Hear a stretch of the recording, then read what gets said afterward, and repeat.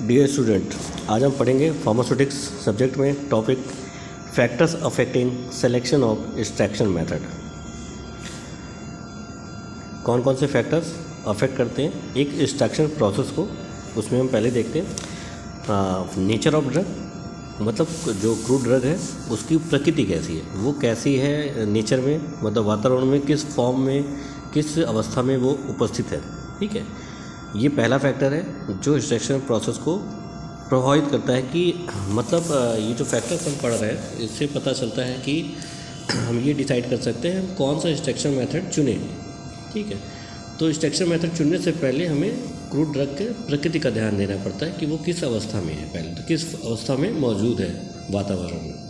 ठीक है, दूसरा कॉस्ट ऑफ द ड्रग है, मतलब जो क्रूड ड्रग का एक्सट्रैक्शन करने जा रहे हैं वो की कीमत क्या है, मतलब बहुत ज़्यादा महंगी है या बहुत सस्ती है।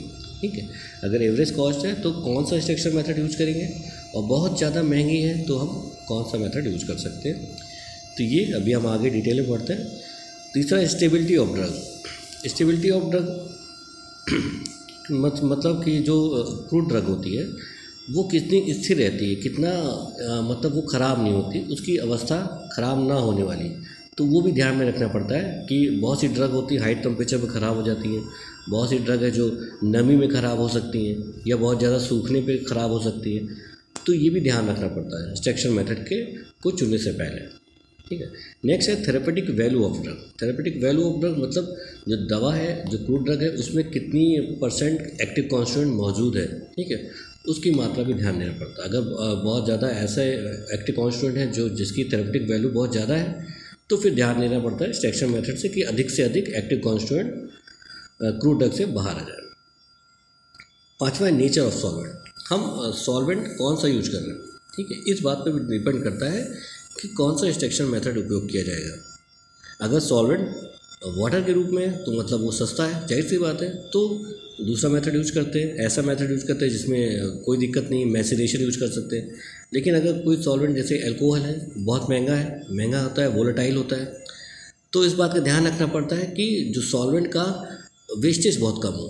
ठीक है, अगर सॉल्वेंट महंगा होता है तो ये भी ध्यान रखना पड़ता है एक्सट्रैक्शन मेथड को चुनने के लिए। छठा मेथड है कंसंट्रेशन ऑफ द प्रोडक्ट।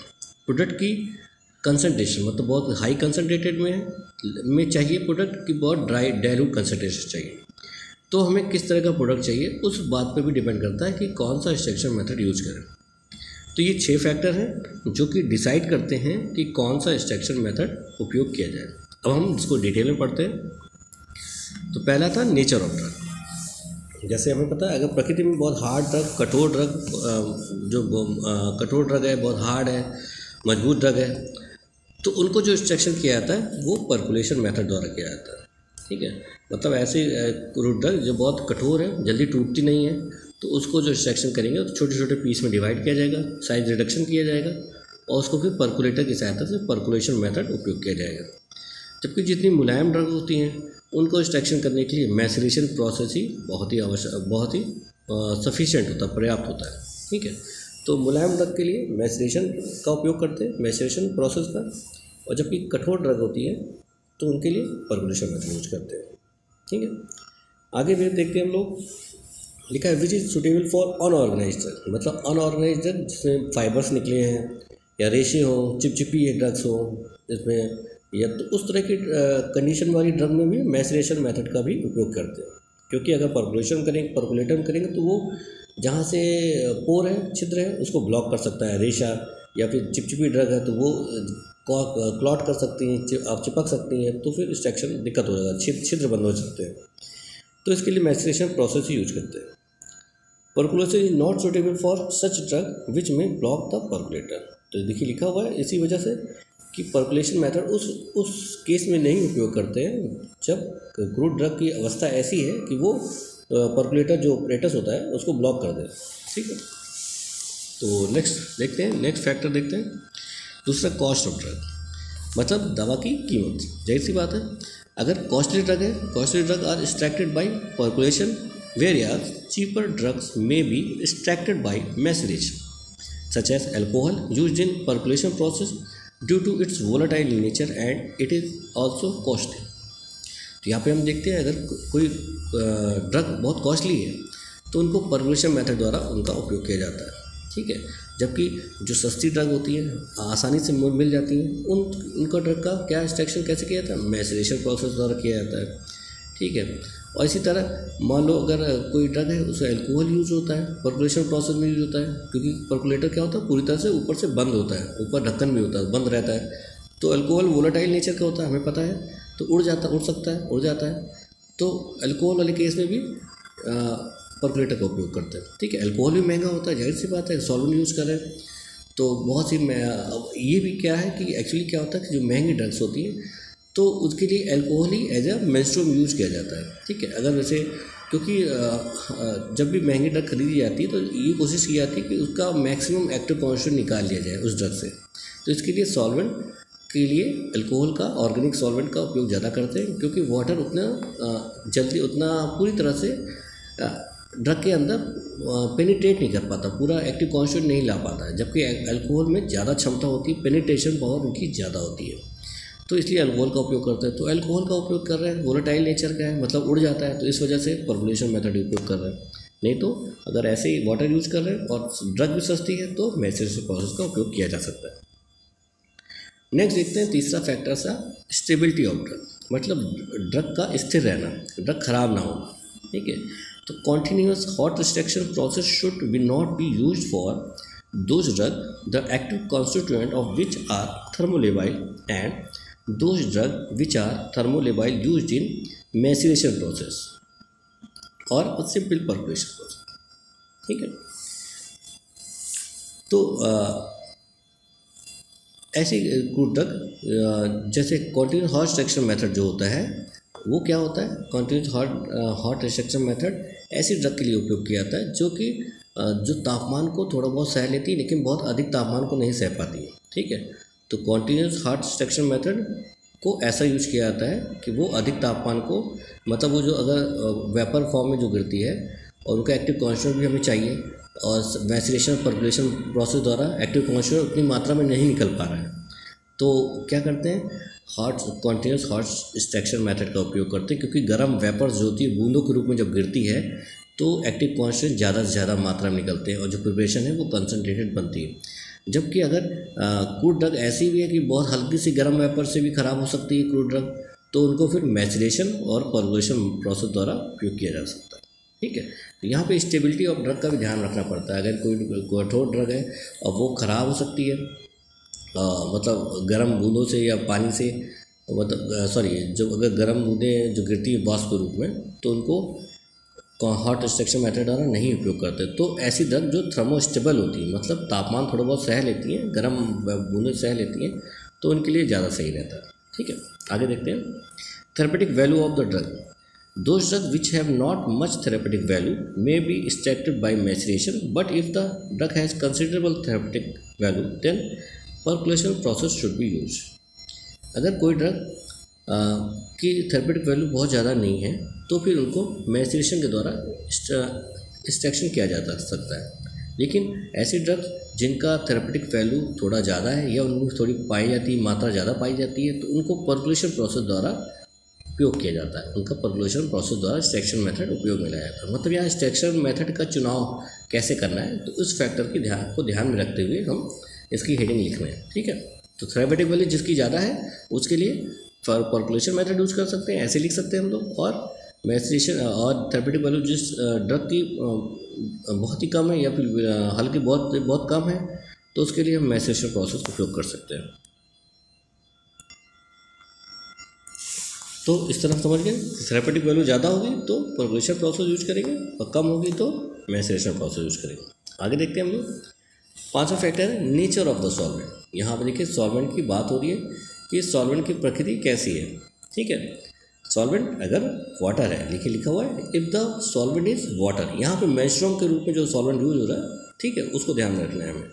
तो if the solvent is water and maceration is generally adopted, but if the solvent is volatile then percolation process should be used, ठीक है। तो यहाँ पे जो मेंस्ट्रुम के रूप में जो सॉल्वेंट यूज होता है, अगर वो वाटर के रूप में यूज हो रहा है तो हम ऐसा एक्सट्रैक्शन मेथड उपयोग कर सकते हैं जिसमें हमें कोई इशू नहीं है कि वोलेटाइल बहुत कम मात्रा में होता है, वोलेटाइल ही नहीं होता है लगभग, या बहुत धीरे होता है, तो वो मैसरेशन प्रोसेस का उपयोग करते हैं। जैसे कि वाटर के केस में हम जनरली सामान्यतः मैसरेशन वाला एक्सट्रैक्शन मेथड उपयोग करते हैं। जबकि अगर कोई सॉल्वेंट वोलेटाइल नेचर का है, मतलब उड़ने वाला है, उसका अगर खुले में रख दिया जाए तो वो उड़ जाएगा बहुत जल्दी, तो लॉस हो सकता है ऐसे सॉल्वेंट, तो एक्सट्रैक्शन नहीं हो पाएगा ठीक से। तो एक्सट्रैक्शन तभी हो पाएगा जब सॉल्वेंट क्रूड ड्रग के संपर्क में ज़्यादा से ज़्यादा रहे। तो वोलेटाइल के केस में फिर पर्कुलेशन प्रोसेस का उपयोग किया जाता है, क्योंकि पर्कुलेटर अपरेटस में किया जाता है जो कि पूरी तरह से बंद रहता है। तो सॉल्वेंट एक बार अंदर से आता है तो वो ऊपर उड़ नहीं पाता क्योंकि बंद रहता है, तो ड्रग के संपर्क में बहुत ज़्यादा रहता है। इस वजह से इनमें पर्कुलेशन प्रोसेस का उपयोग करते हैं जब सॉल्वेंट महंगा है या वोलेटाइल है। नेचर ऑफ सॉल्वेंट, यहाँ पे सॉल्वेंट के केस नेचर मतलब वोलेटाइल है या फिर वोलेटाइल नहीं है, ठीक है। यहाँ पे दो चीज़ देखेंगे।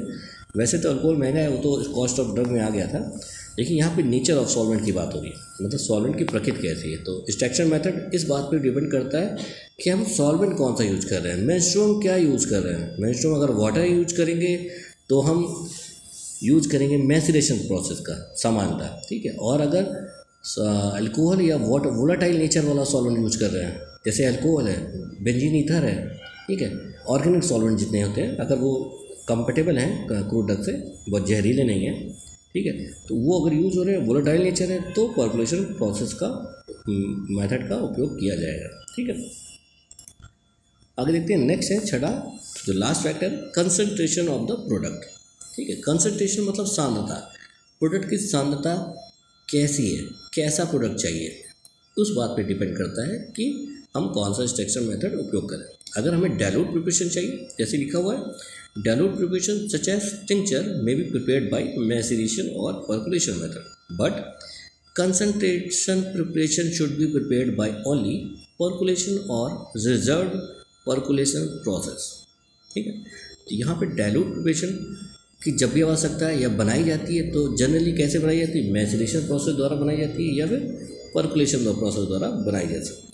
लेकिन जब कंसंट्रेशन प्रिपरेशन चाहिए, मतलब बहुत अधिक सांद्रता वाला प्रिपरेशन चाहिए होता है, तब फिर रिजर्व्ड पर्कुलेशन प्रोसेस का उपयोग किया जाता है या पर्कुलेशन प्रोसेस का ही उपयोग किया जाता है, ठीक है। तो यहाँ पे कौन सा प्रोसेस है, तो कंसंट्रेटेड प्रिपरेशन के लिए जैसे कि सब्सट्रेट वाला एक्सट्रैक्शन मेथड यूज करते हैं, continuous hot extraction method, percolation continuous hot percolation method भी बोलते हैं। तो वहाँ पे केस में कंसंट्रेटेड प्रोडक्ट प्राप्त हो जाता है, या फिर पर्कुलेशन जो प्रोसेस है मेथड है, इसको कई बार करते हैं तो कंसंट्रेटेड प्रोडक्ट प्राप्त हो जाता है, ठीक है। तो जनरल डाइल्यूट प्रिपरेशन बनानी है तो फिर मैसेरेशन का प्रोसेस यूज करते हैं या सिंपल पर्कुलेशन मेथड उपयोग कर लेते हैं। लेकिन जब भी कंसंट्रेशन बहुत ज़्यादा चाहिए, हाई सांद्रता वाला कंसंट्रेटेड प्रोडक्ट चाहिए, तो फिर क्या करते हैं, तो फिर हॉट पर्कुलेशन मेथड या रिजर्व पर्कुलेशन मेथड का उपयोग किया जा सकता है, ठीक है। तो ये 6 फैक्टर्स हो गए जो कि एक्सट्रैक्शन मेथड को प्रभावित करते हैं। अब थोड़ा सा हम रिवाइज कर लेते हैं इसको। तो ये 6 फैक्टर है, हम इसमें कैसे लिख सकते हैं, जनरल लैंग्वेज में नेचर ऑफ ड्रग, मतलब ड्रग की प्रकृति कैसी है, ठीक है। अगर ड्रग की प्रकृति बहुत सॉफ्ट है, मुलायम है, तो मैसेरेशन प्रोसेस का उपयोग करते हैं, और अगर ड्रग की प्रकृति हार्ड है तो फिर कौन सा उपयोग करते हैं, तब हम पर्कुलेशन प्रोसेस का उपयोग करते हैं, जहाँ पे क्रूड ड्रग को छोटे छोटे पीस में डिवाइड करके और पर्कुलेटर में रखा जाता है, ठीक है। कॉस्ट ऑफ ड्रग बहुत महंगी है, तो हम ऐसा कोशिश करते हैं कि उससे ज़्यादा एक्टिव कॉन्स्टेंट निकल आए, तो अल्कोहल का उपयोग करते हैं, तो पर्कुलेटर का उपयोग करेंगे। और ड्रग अगर सस्ती है तो हम मैसेरेशन प्रोसेस का उपयोग कर सकते हैं। तीसरा, स्टेबिलिटी ऑफ ड्रग अगर स्टेबल है, ज़्यादा देर तक है, स्थिर रहती है और ख़राब नहीं होती है, तो हम पानी का उपयोग कर सकते हैं। अगर पानी से कोई क्रूड ड्रग ख़राब हो सकती है मैसेरेशन, तो हम अल्कोहल का प्रयोग कर सकते हैं, तो अल्कोहल का उपयोग कर, तो ये चीज़ तो सॉल्वेंट का बात होगी। लेकिन अभी एक्सट्रैक्शन मेथड है, तो अगर अल्कोहल का यूज़ करें तो फिर पर्कुलेट का उपयोग करना पड़ेगा। सिंपल ड्रग है, स्टेबल ड्रग है, तो मैसेरेशन प्रोसेस का उपयोग कर सकते हैं हम लोग। इसी तरह अगर थर्मोलेबाइल ड्रग है, कोई ड्रग तापमान से ख़राब हो सकती है, अगर हीट से ख़राब हो सकती है, तो फिर उसको सिंपल पर्कुलेशन मेथड या मैसेरेशन प्रोसेस के द्वारा उपयोग किया जा सकता है। अगर कोई हीट से ख़राब नहीं होती है, हीट थोड़ा सह सकती है, तो फिर हम कौन सा एक्सट्रैक्शन मेथड यूज़ कर सकते हैं, तब हम ये हॉट पर्कुलेशन मेथड उपयोग कर सकते हैं। ड्रग बहुत ज़्यादा तापमान सह सकती है, तो हम डिकॉक्शन वाला भी तय कर सकते हैं। जैसे चाय पत्ती बनाई जाती है, चाय बनाई जाती है, तो उसमें अधिक तापमान भी सह सकती है वो क्रूड ड्रग, उससे ख़राब नहीं होता, एक्टिव कॉन्स्टेंट बाहर निकल आता है। तो ऐसी ड्रग के लिए भी डिकॉक्शन मेथड यूज़ कर सकते हैं, जो बहुत अधिक तापमान सह सकती है, थर्मोस्टेबल कहते हैं उन्हें, तो डिकॉक्शन मेथड है। और अगर कुछ और बहुत अधिक हाई टेम्परेचर, तो डाइजेशन मेथड भी उपयोग किया जा सकता है, जहाँ धीमी आंच पे, अगर ज़्यादा आंच पे ख़राब होती है, हल्की आंच पे ख़राब नहीं, धीमी आंच पे भी कर सकते हैं, डाइजेशन मेथड, एक्सट्रैक्शन मेथड का उपयोग कर सकते हैं। ठीक है। चौथा क्या था? Therapeutic value of drug. Therapeutic value मतलब किसी क्रूड ड्रग में बहुत कम थेरेपेटिक वैल्यू है या मेथड है, तो मैचुरेशन प्रोसेस का उपयोग कर लेंगे, 2 से 7 दिन के अंदर हो जाएगा। लेकिन बहुत हाई वैल्यू है, बहुत ज़्यादा वैल्यू है, तो पर्कुलेशन प्रोसेस का, पर्कुलेशन मेथड का उपयोग करते हैं।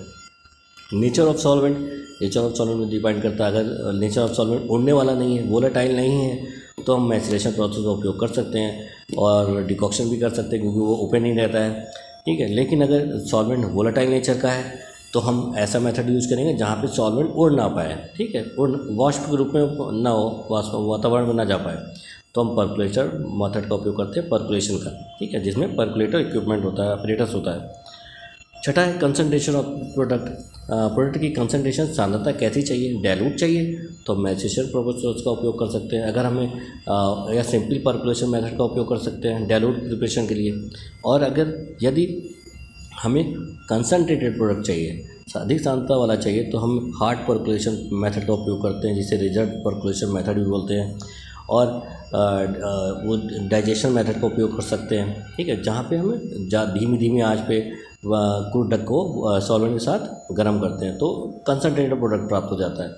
तो ये इस बात पे डिपेंड करता है। तो ये 6 फैक्टर हैं जो कि सिलेक्शन ऑफ एक्सट्रैक्शन मेथड को प्रोवाइड करते हैं। ठीक है, कि हम कौन सा एक्सट्रैक्शन मेथड चुनें, तो उसके लिए हम क्या क्या चीज़ों का ध्यान रखना पड़ता है। तो वही जो 6 चीज़ें, ये 6 फैक्टर्स हैं, कारक, 6 कारक हैं जिनका ध्यान रखना पड़ता है जब भी हम एक्सट्रैक्शन करते हैं, किसी भी क्रूड ड्रग का एक्सट्रैक्शन करते हैं। तो ये 6 कारक हैं, इनका ध्यान रखा जाता है, तभी एक्सट्रैक्शन प्रोसेस का उपयोग किया जाता है। ठीक है, तो आज के लेक्चर में इतना ही। नेक्स्ट लेक्चर में फिर मिलते हैं।